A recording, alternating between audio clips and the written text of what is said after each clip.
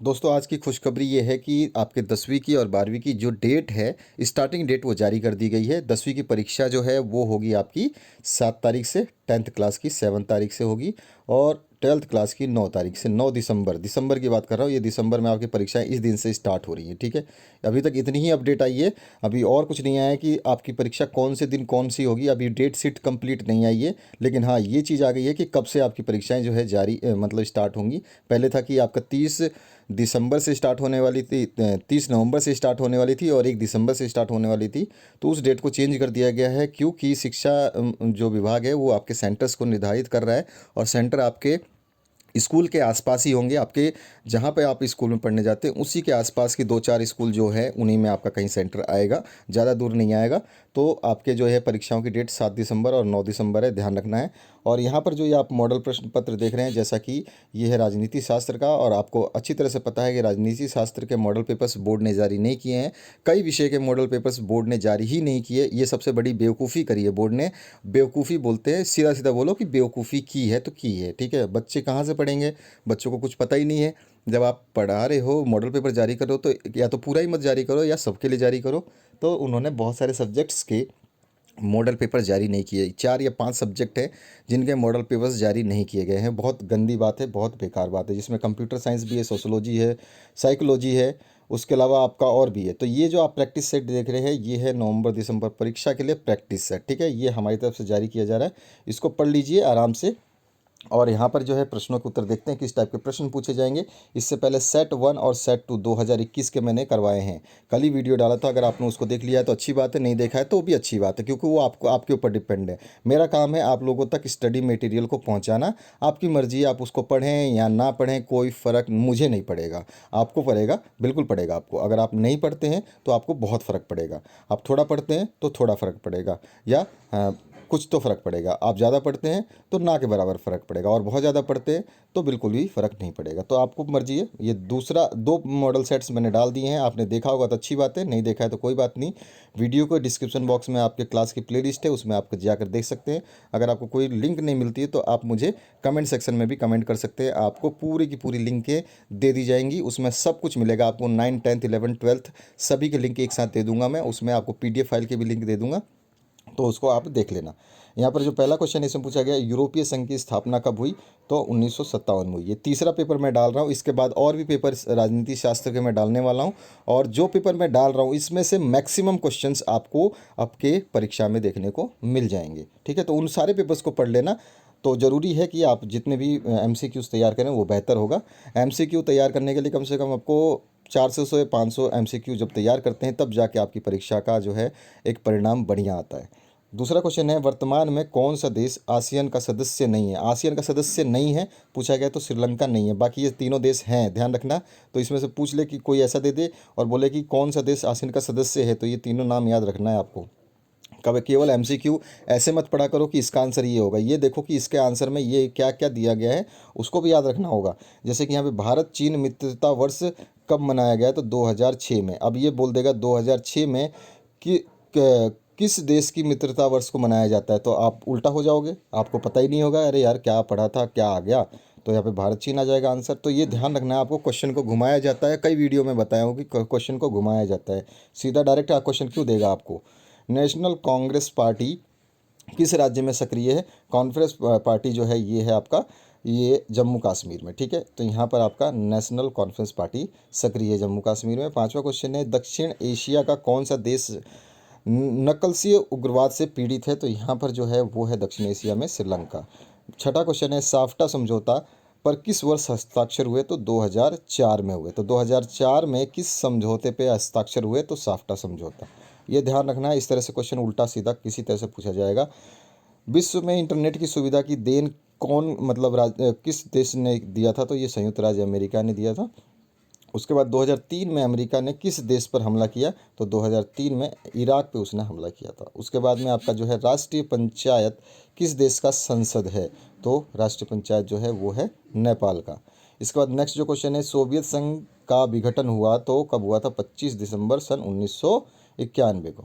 उसके बाद नेक्स्ट जो क्वेश्चन है इसमें पूछा गया, एमनेस्टी इंटरनेशनल किससे संबंधित है? तो ये मानव अधिकार से संबंधित है। ये आपको जो भी क्वेश्चंस मिल रहे हैं पढ़ लीजिए बस। 12वां क्वेश्चन है, बर्लिन का दीवार का निर्माण किसका प्रतीक था? तो वो था शीत युद्ध का चर्म उत्सव का। ठीक है, तो यहाँ पर आपका ए ऑप्शन करेक्ट हो जाएगा। उसके बाद में आते हैं 13 नंबर क्वेश्चन पे। 13 नंबर जो क्वेश्चन है इसमें पूछा गया आपसे, विश्व राजनीति के दो ध्रुव कौन कौन थे? तो अमेरिका और सोवियत संघ। ठीक है, ये ऑप्शन करेक्ट हो जाएगा। 14 नंबर जो क्वेश्चन है, यूरोपीय आर्थिक समुदाय की स्थापना कब हुई थी? तो सन 1992 में हुई थी। 15 नंबर जो क्वेश्चन है, स्टालिन संविधान कब लागू हुआ था? तो ये हुआ था 1936 में। किस देश के प्रभुत्व से एक ध्रुवता कायम हुई? तो वो है अमेरिका। इसके बाद में 17 नंबर क्वेश्चन है, हार्ट लाइन समझौता कब हुआ? तो हॉट लाइन समझौता हुआ था 1963 में। मैं आपके लिए और भी मॉडल सेट डालूंगा, उनको ज़रूर पढ़ लेना। बहुत सारे इंपॉर्टेंट क्वेश्चंस जो एमसीक्यू बन सकते हैं पूरे चैप्टर से निचोड़ के डालूंगा, चिंता करने की ज़रूरत नहीं है। 17 के बाद 18 नंबर है, ब्रेजनेव किस देश के राष्ट्रपति थे? तो वो सोवियत संघ के थे। ठीक है, अब इसके बाद में 19 नंबर क्वेश्चन है, संयुक्त राज्य का व्यापार व विकास सम्मेलन कब स्थापित हुआ? तो 1964 में। ए ऑप्शन इसमें आपका करेक्ट हो जाएगा। इसके बाद में 20वां क्वेश्चन है, पूर्व बनाम पश्चिम का संबंध से आज से किससे है? तो शीत युद्ध से। ठीक है, ए ऑप्शन करेक्ट हो जाएगा। किस देश ने नाटो में अमेरिकी नेतृत्व का विरोध किया था? तो वो फ्रांस था। इसके बाद 22 नंबर क्वेश्चन है, राष्ट्रपति रीगन ने किसको दुष्ट साम्राज्य कहा था? सोवियत संघ को कहा था। यहाँ पे आपका ए ऑप्शन करेक्ट हो जाएगा। G77 का आज से दुनिया के किन देशों से है? तो विकासशील देशों को G77 में रखा गया है। 27 नंबर जो क्वेश्चन है इसमें, संघाई सहयोग संगठन में कितने देश शामिल है? तो ये आप मेरे को क्वेश्चन का आंसर आप कमेंट करके बताओगे। मुझे पता है लेकिन मैं आपके कमेंट का इंतज़ार करूँगा, ये बता देना। ठीक है, तो इसका आंसर आप मुझे कमेंट करके बताओगे, मैं आपको नहीं बता रहा हूँ। 25 नंबर क्वेश्चन है, दो ध्रुवता का क्या अर्थ है? दो ध्रुवता का अर्थ है अमेरिका और संयुक्त संघ का प्रतिद्वंदी प्रभुत्व। ठीक है, तो ये आपका ए ऑप्शन करेक्ट हो जाएगा। 26 नंबर जो क्वेश्चन है, शॉक थेरेपी का मॉडल किस पर लागू किया गया? तो साम्यवादी देशों पर। ठीक है, उसके बाद 27 नंबर क्वेश्चन है, किस अमेरिकी राष्ट्रपति ने नई विश्व व्यवस्था का चित्र प्रस्तुत किया? तो वो है ए जॉर्ज बुश ने। ठीक है, इसके बाद आते हैं, बराक ओबामा किस देश के राष्ट्रपति थे? तो सभी को पता होगा, अमेरिका के। 29 नंबर है, निम्न में से कौन सा देश नाटो का सदस्य नहीं है? तो वो भारत है जो नाटो का सदस्य नहीं है, बाकी ये सारे के सारे नाटो का सदस्य है, ध्यान रखना है आपको। इसके बाद में नेक्स्ट जो क्वेश्चन है इसमें पूछा गया, 1975 में यूरोप में सुरक्षा व सहयोग सम्मेलन कहाँ हुआ था? तो हेलसिंकी में हुआ था। ए ऑप्शन करेक्ट होगा। सोवियत संघ के अंतिम राष्ट्रपति कौन थे? तो वो थे स्टालिन। ठीक है, ए ऑप्शन करेक्ट हो जाएगा। 32 नंबर है, शॉक थेरेपी कब अपनाया गया? तो सन 1990 में अपनाया गया। 33 नंबर है, संयुक्त राज्य अमेरिका का प्रथम राष्ट्रपति कौन था? तो जॉर्ज वॉशिंगटन जो है प्रथम राष्ट्रपति थे। उसका 34 नंबर क्वेश्चन है, विश्व में इंटरनेट की सुविधा किस देश, ये अभी हमने क्वेश्चन देखा है, रिपीट हुआ है, संयुक्त राज्य अमेरिका की है ये। कितने सामरिक भागीदारी का सुझाव रखा? किसने रखा था? तो इसने रखा था रूस के राष्ट्रपति पुतिन ने। उसके बाद में नेक्स्ट जो 36 नंबर क्वेश्चन है, भारत और पाकिस्तान के बीच ताशकंद का समझौता कराने में किस सोवियत नेता ने महत्वपूर्ण भूमिका निभाई थी? कोसिजिन ने लगाई थी। तो यहाँ पे ये ऑप्शन करेक्ट होगा। इसी बाद में नेक्स्ट क्वेश्चन है 37 नंबर, इसमें पूछा गया, सार्क का सदस्य देश नहीं है? तो सार्क में कौन सा देश शामिल नहीं है? इंडोनेशिया। उसके बाद में ये सारे जो है सम्मिलित हैं अभी।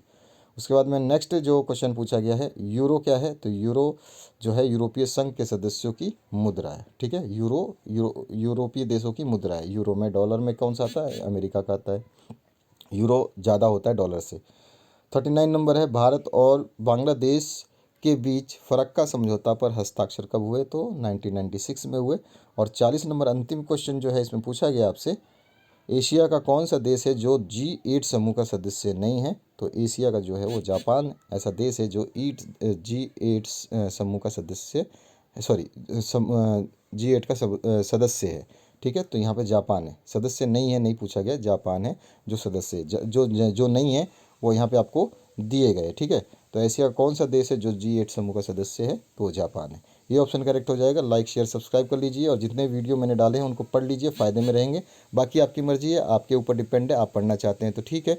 इसकी PDF फाइल इसकी पीडीएफ फाइल मैं आपको वीडियो के डिस्क्रिप्शन में दे दूंगा, वहाँ से इस क्वेश्चन पेपर को आप डाउनलोड कर सकते हैं और उसमें टिक कर सकते हैं प्रिंट आउट करके, ठीक है। तो इसकी पीडीएफ फाइल भी मैं आपको डिस्क्रिप्शन में दे दूंगा, क्योंकि ये पेपर बोर्ड ने जारी नहीं किया है तो आपके पास नहीं होगा, और जब आपके पास पेपर नहीं होगा तो आपको दिक्कत आएगी, इसलिए इस क्वेश्चन पेपर को मैं आपको पीडीएफ लिंक दे दूंगा डिस्क्रिप्शन बॉक्स से, आप इसको डाउनलोड कर लेना। हैव ए गुड डे, और अपने दोस्तों के साथ शेयर करना बिल्कुल ना भूलें, और कभी भी कोई भी दिक्कत आती तो कमेंट सेक्शन खुला हुआ है आपके लिए हमेशा दरवाज़ा, उसमें कमेंट करें। और याद रखें, एक व्हाट्सएप नंबर मैं आपको बता देता हूँ, 8469022568, ये व्हाट्सएप नंबर है। तो यहाँ पर जो है ये व्हाट्सएप नंबर देखिए 8469022568, इस व्हाट्सएप नंबर पे आप अपना कोई भी क्वेश्चन पेपर जिसका सॉल्यूशन आप चाहते हैं, जो अभी आप एग्ज़ाम देंगे वो भी भेज सकते हैं, और जो आप एग्ज़ाम अगर दे रहे हैं आपके स्कूल में हो रहा है, लेकिन प्रिंटेड होना चाहिए पेपर, क्या होना चाहिए, प्रिंट वाला। अगर प्रिंट नहीं है तो पेपर को सॉल्व नहीं करेंगे, ठीक है। तो प्रिंटेड होना चाहिए, और एक से लेकर लास्ट पेज तक आपको सारा पेपर बिल्कुल साफ साफ भेजना है, जैसे कि ये पेपर देख रहे हैं आपको, आपको साफ दिख रहा है, इसी तरह से साफ पेजेस भेजेंगे, ठीक है। तो आशा करता हूँ इस वीडियो से अच्छा लगा होगा आपको, देख करके थोड़ा सा मन को मनोबलता मिली होगी। अभी 2021-22 के हिसाब से बनाया गया है ये। इसके अलावा मैंने 2021 के जो प्रश्न पत्र जारी हुए थे उनको मैंने सॉल्व किया था, उसको मैंने डाल दिया है, अभी डाला है, कल ही के कल, उसको देख लेना। नहीं पता है तो लिंक मुझसे आप कमेंट सेक्शन में ले सकते हैं, कमेंट कर दीजिएगा, आपको मिल जाएगी। Thank you very much, have a good day.